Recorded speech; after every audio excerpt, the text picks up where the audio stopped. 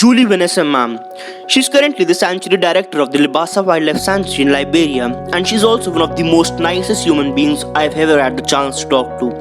She has truly worked as an underdog and continues to do so for the welfare of wildlife in Liberia, and that's why the sanctuary is called the Sanctuary of the Underdogs. In this podcast, we talked about the work that Libassa Wildlife Sanctuary is doing for the wildlife of Liberia.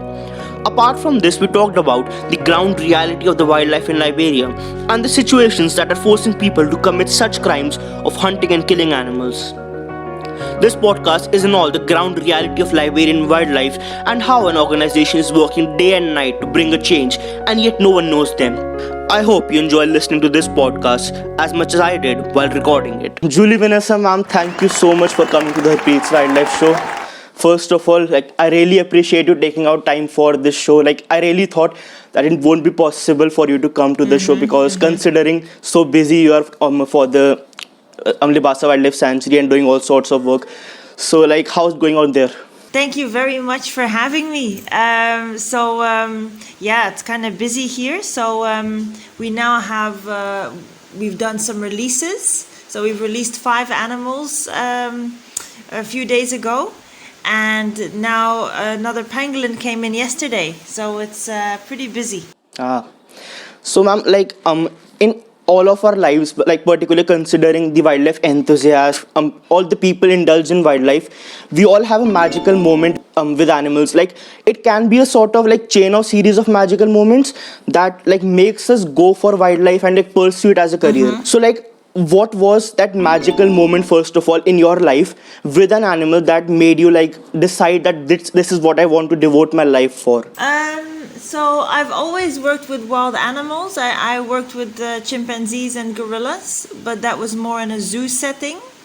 And I just wanted to be more hands-on in conservation. And then I applied for the job here in Liberia to start a brand new sanctuary.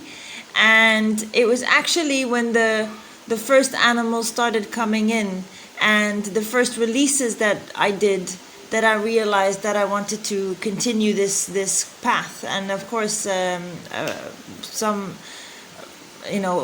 pangolin came in and I had to take care of this pangolin for a year, and then eventually it got released.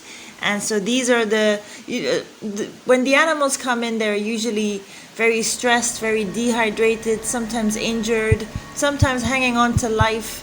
And then when you can, make them all better again, and if you can then return them to the forest, it's a very rewarding feeling. And so this is, the end goal, and this is why I do it and why I continue to do it. So, yeah. But while you were pursuing your journey, when you were a zookeeper and you used to work with chimps and gorillas and you came to Liberia for the Libassa Wildlife Sanctuary, so did you face any barriers from your friends and relatives because of the cliche they have for wildlife? Because it's happening with me, even when I'm saying that I need to go for a camp or volunteer somewhere, they're where will you live? You need to live under a tree and that sort of stuff. Did you face those barriers?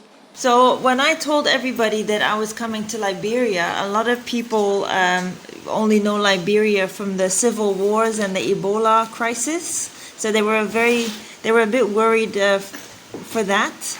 But because Ebola's under control, the country's now stable, I feel safe here. Things calmed down. But yeah, of course, people don't know a lot about Liberia. I had to Google it myself where it was. And a lot of friends and family were worried, but no need to worry. So how did you convince them? Well, I just gave them regular updates on how I was doing, and I just made sure that I was safe because I'm not really in the bush. I'm not in town. I'm of course I'm in a very green area, but I mean the nearest town is half an hour away. So I'm not in the bush. I have a nice room. I have hot water and current. So I mean I'm all right. It's not like I have to survive in a tent. So And then when I gave regular updates, they calmed down. Everybody calmed down.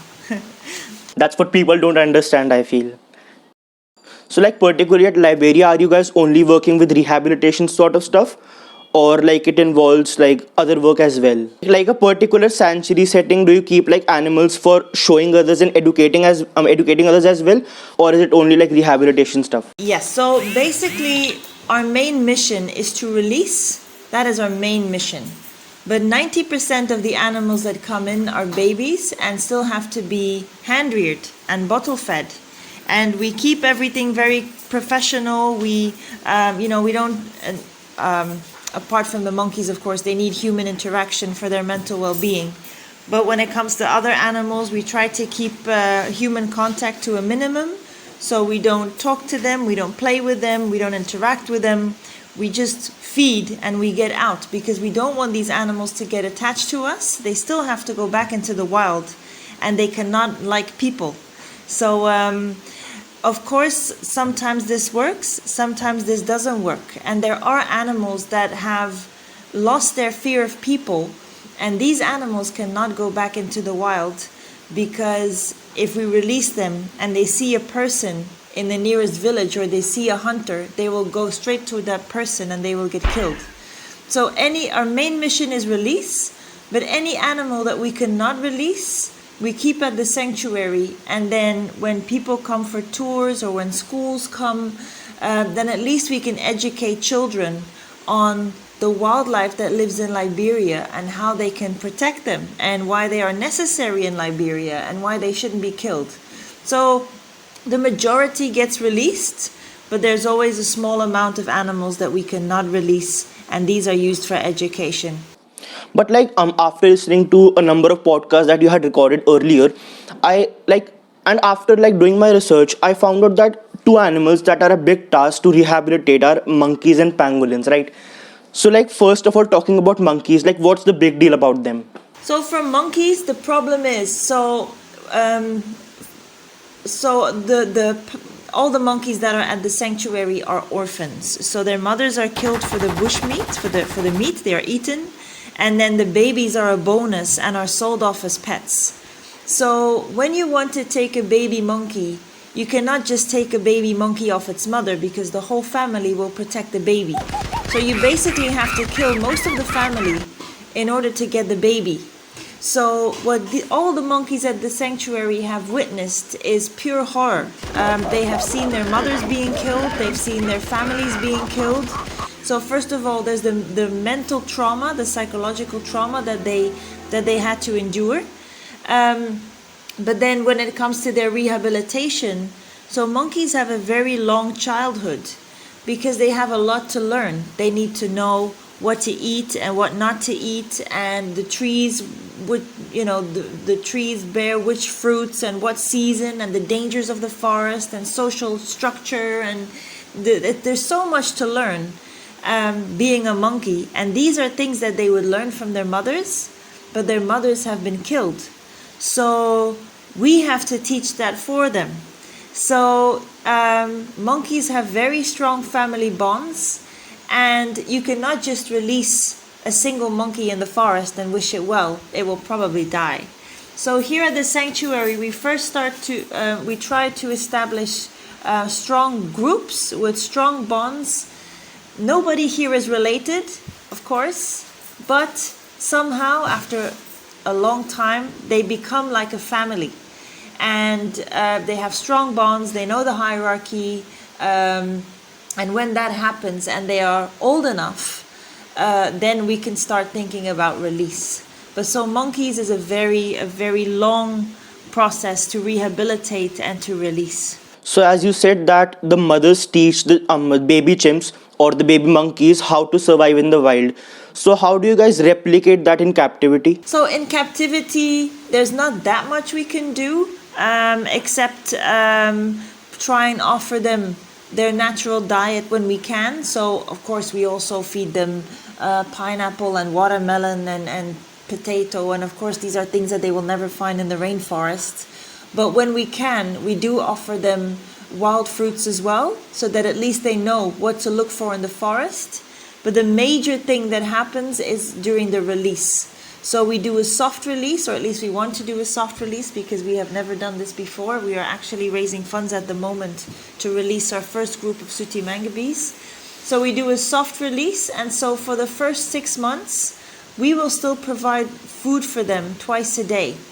And so they can get to know the forest in their own time without having to worry about food. And then after 6 months, we feed them once a day to encourage them to go and find their own food. But they will be monitored, they will be followed with the use of trackers. And then after another, let's say, few months, we stop feeding them completely. And then we still follow them, we will still monitor them. But by that time, they've been a year in the forest with additional feeding. They have, they got to know the forest and what grows where and when. And then, the biggest part of their rehabilitation is actually during the soft release. What happens at the sanctuary is the bonding process, making sure that we have stable groups, strong groups with strong relationships. And then the second step of their rehabilitation is basically after release. And like, what more species of monkeys do you get? Like, are they the ones that have been brought because of the illegal wildlife trade or being kept as pets? Like, what's the prime reason, and which particular species of monkeys do you get more often? Well, it's both. So whenever a monkey is being killed for the meat and she carries a baby, then the baby will be sold as pets. So all the monkeys that are here at the sanctuary, were sold as pets, and their mothers have been killed. So it's basically both. And the species that we have the most of at the moment is the sooty mangabe, and it's a medium-sized monkey, gray. Nobody knows about sooty mangabes, but if it's a very popular pet here in Liberia, unfortunately. Although all monkeys are protected by law, but it's a protected species and very commonly kept. Unfortunately, there are many sooty mangabes chained or on a rope or a chain in someone's house. So yeah. But then we also have spot-nosed monkeys, we have Campbell's monkeys, we have patus monkeys, we have green monkeys. So a lot of monkeys. I think we have 96 at the moment. 96 monkeys. Like, particularly talking about the green monkeys, recently you had shared an update of a rescue where the FDA got a green monkey with the pole itself. So like, do you have a story for that for the listeners? Yes, so we have a confiscation unit, which is basically a team of trained FDA rangers who go out on patrols, and when they see any illegal wildlife activity, they report it, and when there's a live animal involved, they bring it to the sanctuary. And this was one of those cases where the confiscation unit, they were going on a patrol, and they saw this monkey in a community being tied to a pole. And so they wanted to find I wouldn't call it the owner, because, the person who bought the monkey, but that person wasn't home at the time. And so in order to save the monkey anyway, they decided not to wait for the owner to come home. And they wanted to take the monkey off the pole. Well, they couldn't take him off. The chain was too hard and too rusty. So they were very determined to bring the monkey to the sanctuary anyway. And so they just took pole and monkey, put everything in the truck, and then brought him here. And now he's doing fine. So we're very, very happy with the confiscation unit. And it's a great collaboration. So like you said, you have 96 monkeys. I can imagine like so many of them were kept as pets. Similarly, like in India, like people are keeping those small marmosets. These are like pocket monkeys, what they call them. Yes. And they keep them in the pockets and like small bird cages. It feels like really bad. Like, it has in India, it has the exotic pet trade has popped suddenly. They have started keeping meerkats, marmosets, the animals I used to watch on Nat Geo. Like, I'm watching them in small cages now. Yeah. It feels like really bad. Yes, exactly. It is very bad. Yeah, like, it's cruel. Even though they are captive bred, they have some natural instincts in them. Yeah, exactly. Exactly. And especially for monkeys, monkeys are very, very intelligent. They are very social. And they need a group and a family to survive, for not just their mental health, but just to survive. And it is incredibly cruel to basically it's kidnapping, to take an animal from its home, from its forest, kill its mother right in front of his eyes, so that you can have a monkey in your pocket. It's just selfish human greed. We as humans, we think about what we want, but actually we should think about what does the monkey want. And actually what the monkey wants is to stay in the forest with its mother. It does not want to be with people at all. It had a beautiful life of its own, and we just took it from the forests for our own selfish greed. So this is something that people really should understand. You should put yourself in the animal's position and just think about how you would feel if your family was murdered in front of your eyes and you were kidnapped from your home to be kept in a home with a different species. So it is very cruel. It's a very cruel trade. Like, it's sad. So now moving on to the pangolins. Like, they are another animal that is like very difficult to keep in captivity. So how do you guys rehabilitate a pangolin? Like, what's the procedure? Yes, so basically we have learned all our knowledge and skills from the Tiki Highwood Foundation in Zimbabwe. And so basically what we do is, so pangolins, they only eat ants and termites. And because we cannot feed them ants and termites in a bowl, we have to walk them in the forest. And so pangolins are relatively slow animals. And what we do is 2 to 3 times a day for about an hour and a half. We walk them in the forest. And when they're babies, we help them, like their mother would help them. We help them break branches because sometimes they are not strong enough to break palm branches or to break ant nests. So we help them a little. And so we walk them in the forest and we let them forage for their own food. And then we weigh them before the walk, we weigh them after the walk, and then this way we can tell how much they ate. And it's a very labor-intensive process. And so they sleep in wooden boxes, which resembles a den in the wild. So it's a very labor-intensive process. Yeah. So, like, which particular species do you get of pangolins more often? Like, because Liberia has only 3 subspecies of pangolins. Yes. So, which ones are more often at the sanctuary? Exactly. So here in Liberia, we have the white-bellied pangolin, the black-bellied pangolin, and the giant pangolin. But here at the sanctuary, we've only had white-bellied and black-bellied. Yeah. So, is there a specific reason why they are hunted more often? It's just that the giant pangolin is very elusive. It's very, very hard to find. And the white-bellied and the black-bellied are, I would also think, more common to find. Yeah. So, while rehabilitating, do pangolins also form some kind of bond with the person who is taking care of them, like monkeys? That's actually a good question. They don't bond with us that much, but after a few days, they do feel comfortable in our presence, which is very important to walk them. The worst thing is that a pangolin is absolutely terrified of us and he runs away from us instead of trying to eat while we take him in the forest. So with pangolins, there's a very thin line. Pangolins have a great sense of smell, and if always the same person handles the pangolin, they will recognize the scent and they will feel more relaxed in the person's presence. And then if someone else, for example, walks the pangolin, they will not recognize the scent and they will panic a little.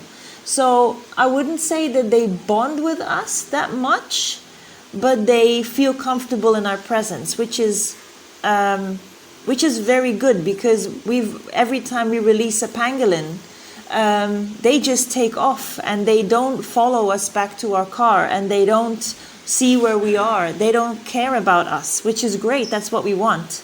But at the same time, we also want them to feel relaxed in our presence in order for them to eat.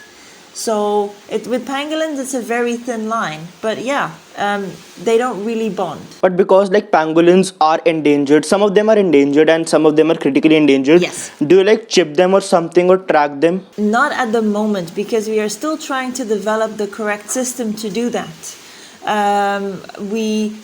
The scales of, for example, a white-bellied pangolin are very thin and very fragile, And it is not easy to put a microchip or a transmitter onto their scales, because the last thing we want to do is attach a transmitter or a transponder to a pangolin and that it hinders him in his everyday life. He still has to be able to climb, he cannot get stuck in the branches, he still has to be able to roll in a ball. It cannot bother him in any way. So it's very difficult to find or create a transponder or any tracking device that doesn't harm or hinder the pangolin, but also gives us sufficient data after release. But we are working on this as we speak, and it will be very interesting once we have it, that we can finally see and learn more about pangolins after release. So are you guys into like breeding pangolins as well? Because it's a mammoth task to breed pangolins in captivity because they can't replicate their natural environment. But have you like tried any breeding project? No, that is impossible. It is already hard enough to keep pangolins alive in captivity, so breeding them is unfortunately not an option. The best thing we can do for them is just to leave them in the forests and reproduce naturally, because in captivity it will not happen. It will not happen. So yeah. Yeah, so this was like the rehabilitation part that Libassa is involved in. Uh-huh. So are you guys also involved in like one-to-one educational programs? Like do you guys visit rural areas to educate people? Yes. So we offer tours at the sanctuary, and then of course we only show animals that cannot be released. The animals that we can release are kept away from people. And so we offer tours for anyone interested in visiting. But then we also do a lot of tours and education programs for schools. So a lot of schools come to the sanctuary to learn about wildlife. And that's basically our main focus, because half the population in Liberia is youth. And so if we get them on board, then half the country understands the need for wildlife conservation. So that would be great. So that's what we're focusing on. So are you guys visiting to the rural areas to educate the hunters? Because I feel that most of the hunters don't even know about the laws and Yes. rules about pangolins, them being critically endangered. Because for them, it's only like a one-day meal. That's what they're working for. Because they won't get anything by selling a kilo of pangolin scales and having $10. It won't fetch them even rice as well. Yes, so on a more national scale, we work together with partners, with other NGOs, and then we have billboards and we have awareness days, and we for example have World Pangolin Day, World Wildlife Day, World Biodiversity Day. We play songs on the radio to encourage people to leave animals in the forest. There's drama, like plays to educate people, because not everybody can read.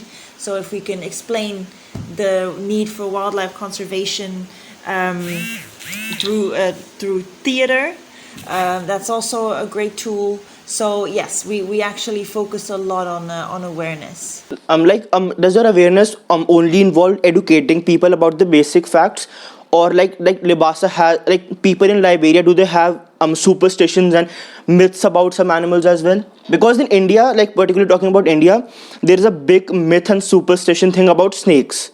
So I like try my best to post things and like tell my family and friends, because they think like a snake is a vicious revenge seeking animal.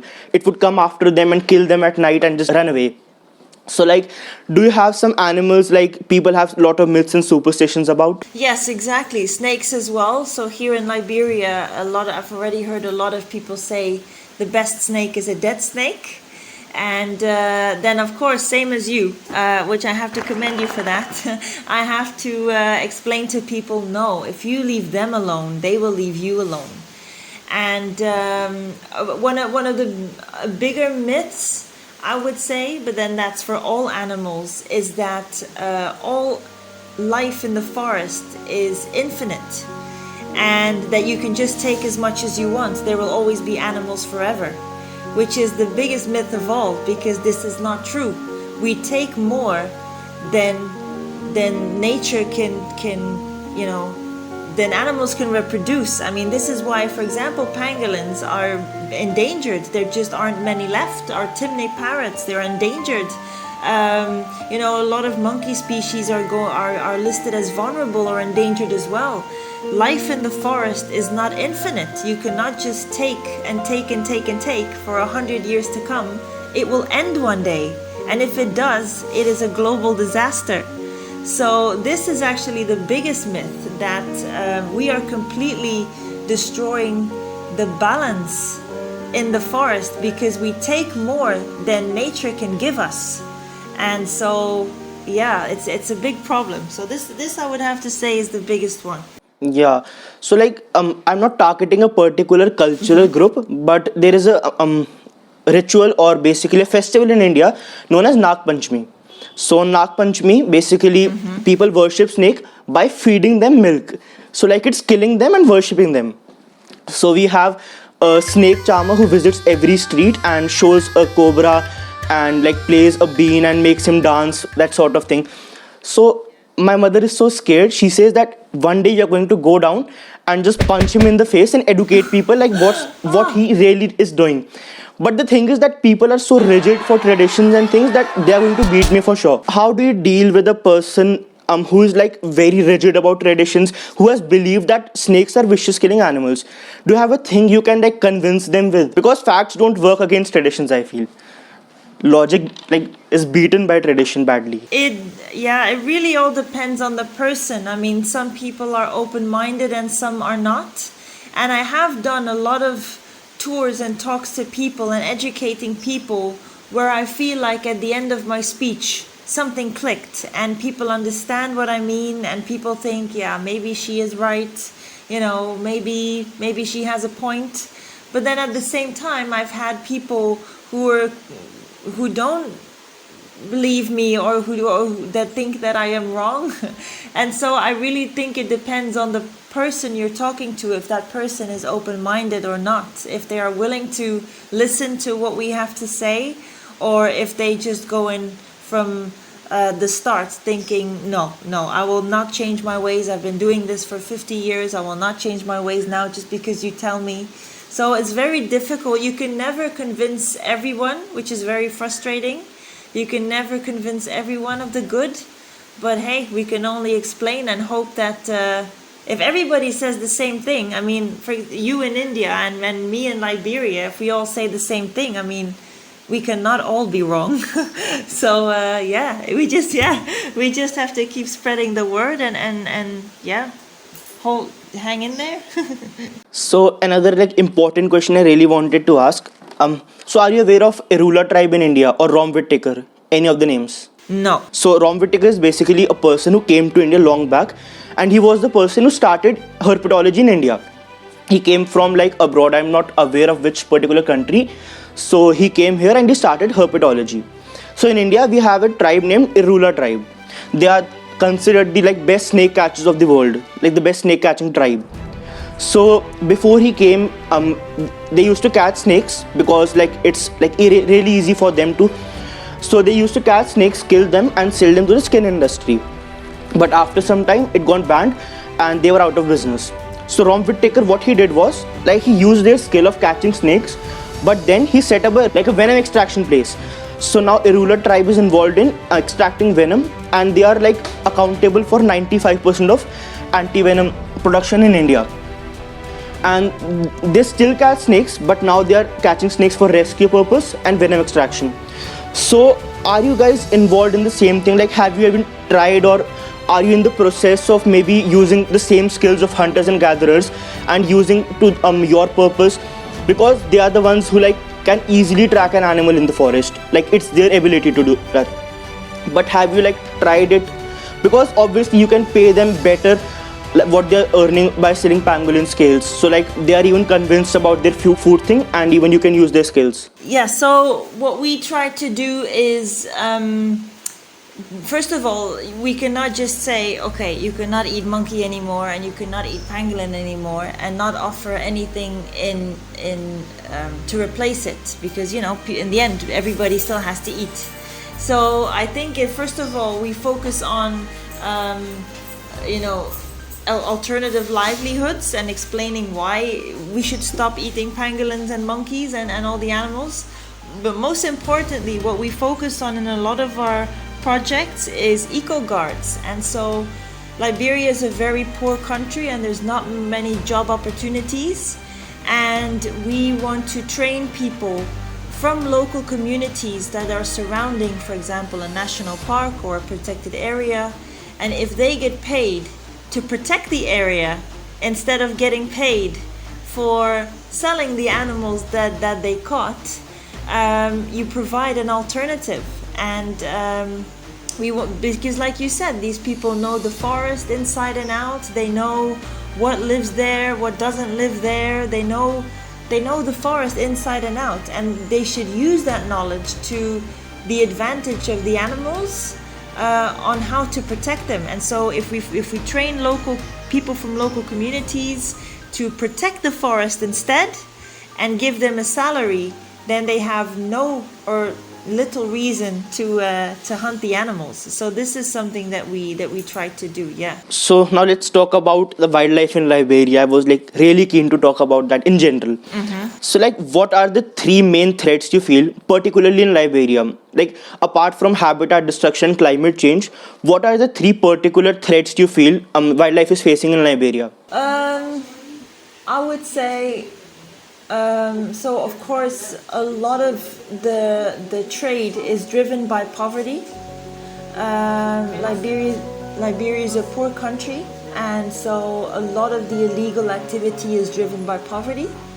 And then, I would just say lack of education, and just that, people don't really have a clue about the destruction that they bring. And it's not just wildlife trade, it's also the illegal trade in timber, it's the illegal trade in certain minerals, or the mining in Liberia is also huge. I mean, it's not just wildlife trade, it's even human trafficking. It's a lot of problems. So all these problems. For example, the illegal logging goes hand in hand with the illegal bushmeat trade, because if you cut down all the trees, the animals literally fall out of the tree and you just have to catch them and sell them. So it goes hand in hand. And the roads that are built to go into the forest to for the illegal logging is a perfect route as well to smuggle wildlife out of the forest. So the same roads are used for illegal logging and to transport wildlife from the forest into the capital. So it's a lot of problems combined, I think. And like we said, it all starts with education. So there's a lack of education about this subject at the moment, and that's what we're trying to do now to change it.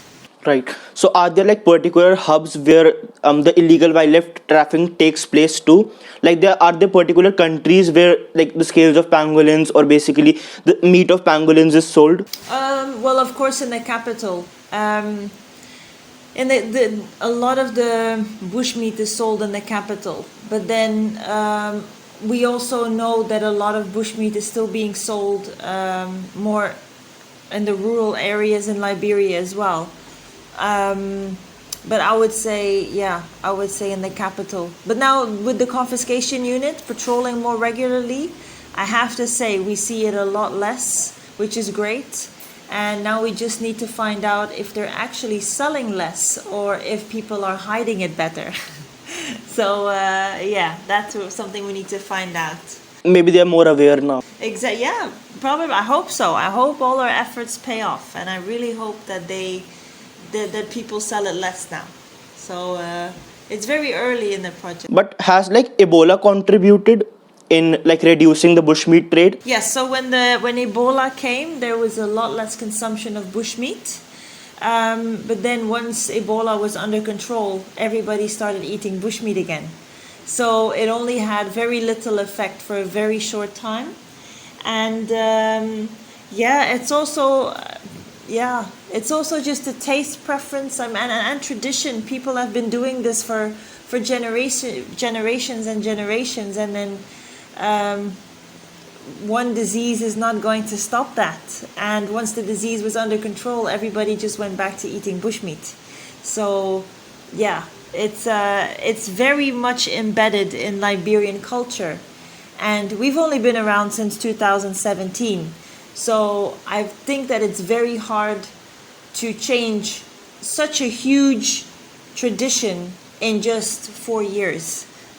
This will take time. This will go very gradually and very slowly, but hopefully we will still be in time before certain animal species go extinct. So, yeah. Yeah, I feel that when traditions are involved, you need to go slow. Yes. You cannot just punch them in the face with the fact that you guys are wrong. They won't listen. Exactly. No, it will not work. It's very soft approach, very gentle approach. Yeah, it's and basically what people need to understand is that we are saying this for your own good because Liberia is a beautiful country. It has amazing forests, it has amazing beaches, it has it's an amazing place, and it would be a great place for ecotourism. And so we also tell people, instead of killing the animals and eating them, you should keep them alive, because there are a lot of tourists from the US or from Europe or from anywhere that are willing to come to Liberia and pay big money to see a pangolin in the wild, or to see a pygmy hippo, or a forest elephant, or a forest buffalo, or bird species, or crocodiles, or whatever. I mean, this would not only boost the economy in your country, it would create jobs. You know, people need to come by plane. The airport would benefit from this. These people would have to stay in a hotel. They would have to eat, drink, travel. The jobs that it would create is huge. But of course, this is future plans. People are hungry today. So if we tell them you can make, I don't know, $2,000 in a few years by keeping them alive, by keeping the animals alive, that will not fill their stomachs today. So they will still sell a pangolin for $25 and buy a bag of rice with that $25 because they are hungry today. People here don't really think about how much money they can make in 2 years, because you don't even know if 2 years is going to happen. So it's very short-term thinking. So this is also a big part of our awareness that if they keep animals alive, it would truly benefit Liberia.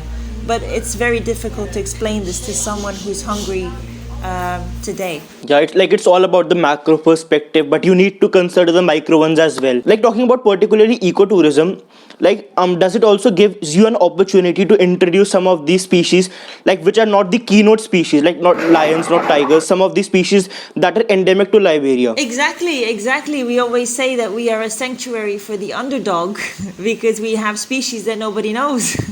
But although nobody knows them, they are still here and they need help. So yes, it's true. We don't have we do have chimpanzees in Liberia, which is an iconic species, of course. And then, yeah, it would be very beneficial to raise there are animals here in Liberia that only occur in Liberia. So this is a very unique place for wildlife, and that itself is a major sales pitch.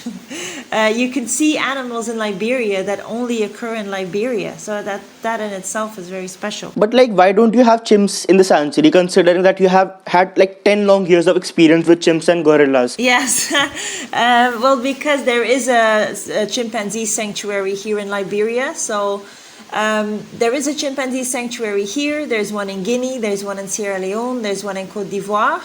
But there's nothing for all the other animals. And rescuing and rehabilitating chimpanzees is a completely different approach. It requires a lot of space. It requires a lot of investment in infrastructure. And we just felt like, okay, there is a place where chimpanzees can go to and where they receive the best care possible. So let's just focus now on all the other species where there is no place for them to go to. So yeah, that's why. You have worked for 10 years with chimpanzees, so are there any personal problems that you have with chimpanzees, they're difficult to keep or difficult to interact with? Are there some problems? Because chimps are very much related to humans. Yes, so chimpanzees, of course, when they're babies, it's all cute and cuddly, and it's all, they are cute like any other baby animal. but they do grow up to be very strong, incredibly strong and aggressive animals. So this is another reason why people shouldn't keep them as pets. They don't stay small and cute forever. It's a wild animal and they can actually hurt you. So so infrastructure wise, rehabilitation wise, it's a completely different approach than the animals we have here. So we feel like if they specialize in chimpanzees, that's great. We will specialize in everything else. So, like earlier, you just said that Liberia is more of like a developing nation. You have gone through civil wars and Ebola crisis, and now COVID. So, like it's more of a developing country, and like most of its work is like industry and agriculture only, which involves like cutting down a large number of forest area as well. But like I really had a question. I don't have any perspective on this. I'm like trying to form a perspective on this topic. So that's why really wanted to ask you. So basically, I feel that conservation and development are very difficult to take on together, because for development you need to cut down a forest area to set up industries for the economic good of the country, but you need to have forest area as well for the good of its species. So like, do you have any suggestion like how can a country or a person can take conservation and development together? That is indeed a very difficult question. I would have to think on that one. I don't have an answer for that off the top of my head. But it is true, it's very difficult. It is very difficult. I would have to think about that. Like particularly in India recently, there were plans to like remove a whole forest of Madhya Pradesh, and in that Madhya Pradesh is basically a state in India. So in that forest there lives like a lot of tribes and animal species as well, only to set up a mining industry.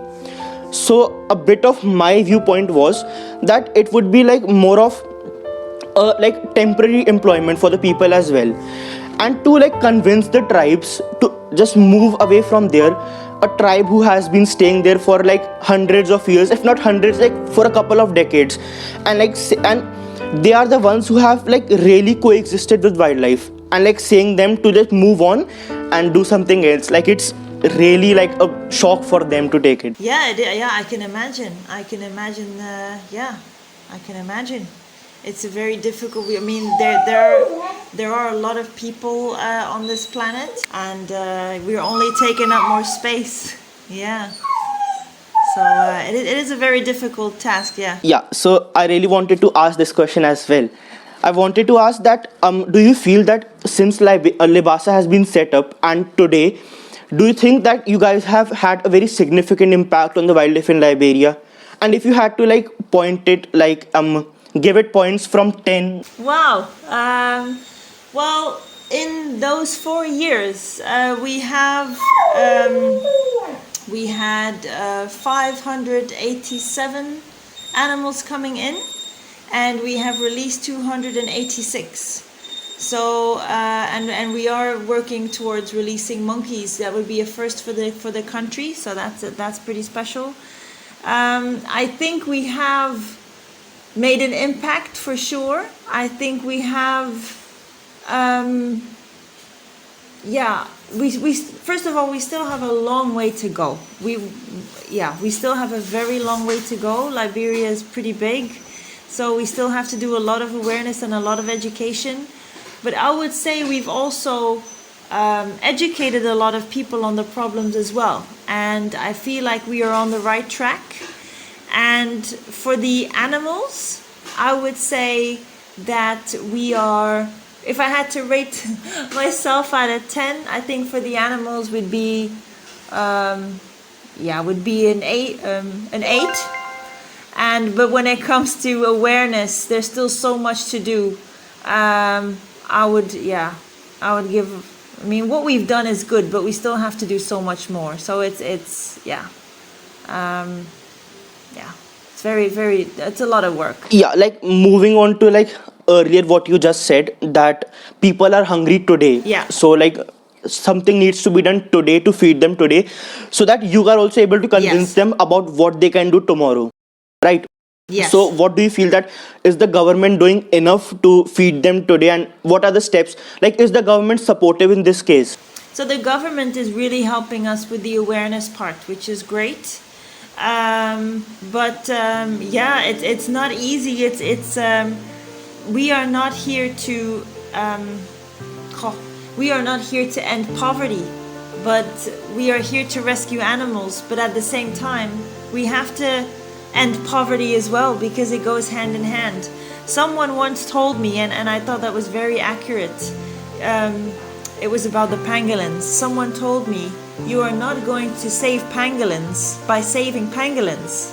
You're going to save pangolins by educating people and providing an alternative. So basically, when we focus on the people, the animals will be saved. It's like when you just focus on the animals, but you don't focus on the cause, then what's the point of saving all these animals? So I found it very accurate when they said you're not saving animals by saving animals, you're saving animals by saving people. And that's basically what we need to do. It's a complete shift in focus. And so we have to empower people, we have to educate people, we have to provide alternatives and make sure that people are empowered. And when people are empowered, they will leave animals alone, and they will there will no longer be the need to hunt in the forest and destroy the forest, because there will be alternatives and people will be educated on why they shouldn't do it. So this is actually a very important message, that if you want to save animals and the planet, save the people first and the rest will come. Yeah, so like talking about, we just had to talk about bushmeat and illegal wildlife trade. So like, do you feel in the last 10 years, not like only Libassa working on them, but like the 10 years, like a decade, like, let's take a decade. So like in a decade, has the condition of illegal wildlife trade and bushmeat improved? Because like after reading the stats because I feel that the internet doesn't provide you like accurate stats. So like that's why I'm having a podcast with you, like to discuss the ground reality. So even though the urban centers have increased in Liberia over like a few %, but do you feel that the situation of illegal wildlife trade and bushmeat has evolved as well? It is very difficult to say, because we've only been around, like you said, for 4 years, and we've only been doing active law enforcement for 4 years, which is not really a long time to see actual results. But I do know that when I arrived here in 2017, every time I went to town, I saw people holding up animals, dead animals, holding up pangolins. Every junction, there was animals on the tarmac to be sold. And it was, you saw it quite often. And now I have to say, since the start of the confiscation unit, I don't see it anymore when I go to town. But like I said, this is something we would have to investigate a little more. Has it actually stopped, or are people just better at hiding it? So yeah, I do think there is something happening, change is happening. And the fact that people hide it means that people now know that it's illegal, which is already a great step forward. So yeah, I think if you would ask that question in another 6 years, and then we're 10 years down the line, then I think it would be better. I would have a better answer. But I think 4 years, there's definitely things changing. But I think it's very naive to think that we will stop a tradition that has been going on for generations, that we are just going to stop that in 4 years. That I highly doubt. But yeah, things are changing for the better. So that's a good start. Yeah, so like even that day I was seeing a video in which like the rural people, like not all rural people, I'm not blaming everyone, but like a village of them, I'm not aware like which particular village. So like they were blackmailing some tourists, showing them a chimp baby, because like he was obviously scared, that the chimp baby was obviously scared. Like you said, he had seen his like whole family die in front of him. So like he was already depressed, and the family felt like they should take him, but later they realized that it would only like increase the demand of like if they buy that particular chimp, they're going to go again in the forest, kill a whole family, get another chimp, and then blackmail another set of tourists and then sell them. So like what do you think in a particular situation like this? Should a person save that particular chimp, or like think of the macro perspective and like let him be there and not encourage the people to kill more chimps? Well, I think the chimp definitely has to be rescued, and it's a great opportunity then to raise awareness. And yeah, because I think if you wouldn't rescue that chimpanzee in that particular moment, then you're only setting the wrong example. It is wrong, especially for chimpanzees, which are critically endangered. I mean, it is wrong to keep them, and there should be no exception. I think it is the same with guns or with drugs.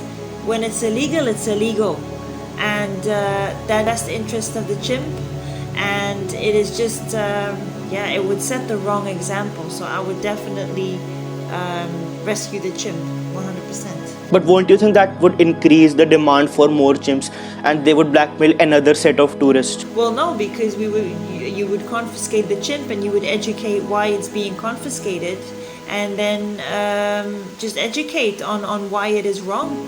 And I think it will actually, it would discourage people from getting chimpanzees from the forest, because they would know, what's the point in getting one? They're going to take it away from me anyway, and I might end up in prison.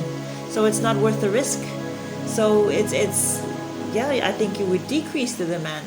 But like according to the Liberian laws, do you guys that straight away take the hunters to the prison, or do you like guys prefer to first give them some knowledge and make them aware of the situation? We have done a lot of awareness at first, and so the first stage of the law enforcement was awareness, and people got away with a warning. But there has to be a point where you stop your awareness and where you have to do active law enforcement, and where you have to say, okay, from now on, there's no more excuse. We've done awareness for so long. It's been on the radio, it's been on billboards, it's been, all over town that it's illegal. We now have to start taking action. So, sorry, what was the question again? Like my question was that according to the Liberian laws, do you guys like straight away take the person to the prison? Oh yeah. Yes.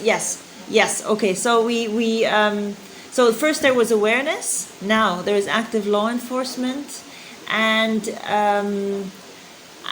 now people get prosecuted and are taken to prison when the court deems necessary. So people either get away with a fine, financial fine, or are sent to prison. So but we are also revising the wildlife law at the moment, and that law will have even bigger fines, and it will be without all the loopholes and without the it will be even stricter. And like, are more of the rescues done in rural areas or urban areas? Oh yeah, everywhere. That's sad that people are not understanding the situation of. Yeah, exactly. That's why we have a big job ahead of us to do awareness, to raise awareness. So now, since we're coming to the end of the podcast, like, how can people approach you and how can people contribute to the mission of Libassa Wildlife Sanctuary as well? So we have a website, libassawildlifesanctuary.org, and then people can also find us on Facebook and Instagram. And if people want to help us in our mission, then people can always donate through our website. So they can learn a lot. They can learn about the work that we do. And then, if they feel like they want to contribute, that is always very welcomed. Do you guys offer volunteer programs as well? Not at the moment, but we want to. So the reason we don't have a volunteer program at the moment is because we don't have any facility or accommodation to house volunteers. But we are working towards getting some rooms to house and accommodate the volunteers. And if we have that, we might start a volunteer program. So then then anyone can come and help us out. So the last two questions that I need to ask you. The first one is, what do you feel is a common man's relation in Liberia with the Liberian wildlife? Like, talking about India, being honest, a gentleman's relation with the Indian wildlife is like very careless. Not the thing that they're not aware of wildlife, but they feel that it's not worth saving them, and like they are not aware of it, they are not understanding the depth of the situation. For example, if a particular species vanishes a day, so like what impact will it have on the whole ecosystem? So I feel that they are very careless in India. But what's the situation in Liberia? It's the relationship between Liberians and wildlife, I would say, is that the nature is more of a tool that everybody can use. I feel like people believe that they, instead of coexisting with the forest, people feel like they own the forest and they can just take whatever they want, which is of course not true. We need the forest to survive. Without the forest, we will not last long either. So instead of living next to each other, I feel like there's more. I feel like in Liberia, people feel all the animals are just for me to take, for me to eat. All the trees are for me to cut. So it's more of a very dominant relationship towards nature and wildlife. What message do you have for the general audience who are listening to this podcast, and your views on this particular podcast? How did you feel? I really liked it. It was a very nice chat, and I'm very honored and grateful that you called and for us to spread the message. I mean, we're all trying to do our part. We're all trying to do our best. We are a small sanctuary, but we want to be a small sanctuary with great impact. We're not saving the world here, but we are saving a small part of the world. And so, I feel like people need to reconnect with nature, and that people should really, like we said, live alongside nature and not just dominate nature and not just take whatever you want. It doesn't work that way. There's a lot of people in the world at the moment. We all have to live, we all have to eat, but it has to be done in a more sustainable way, in good relationship with nature, because we need nature needs us.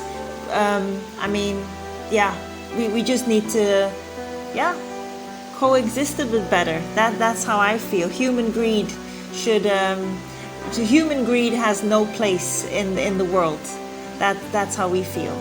So and I'm like I said, we are a sanctuary of the underdogs. We don't have lions and tigers and all the popular, famous, iconic species, but it doesn't mean that they don't need rescuing and they don't need saving. So I'm very grateful that I was given the opportunity to talk about these animals and actually give them a voice, because not many people know they exist, but we know that they're in trouble.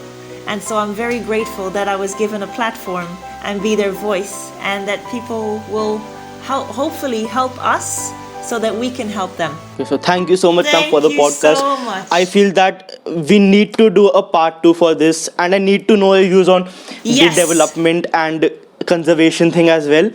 And also I feel that people, and personally I can learn a lot from you about the Liberian wildlife, considering that I live in India. So I feel that we are definitely going to do a part 2 very soon. So guys, this was the complete podcast with Julie Vanassche, ma'am. I hope you enjoyed it. If you have made it so far, then please don't forget to check out the social media handles of Libassa Wildlife Sanctuary.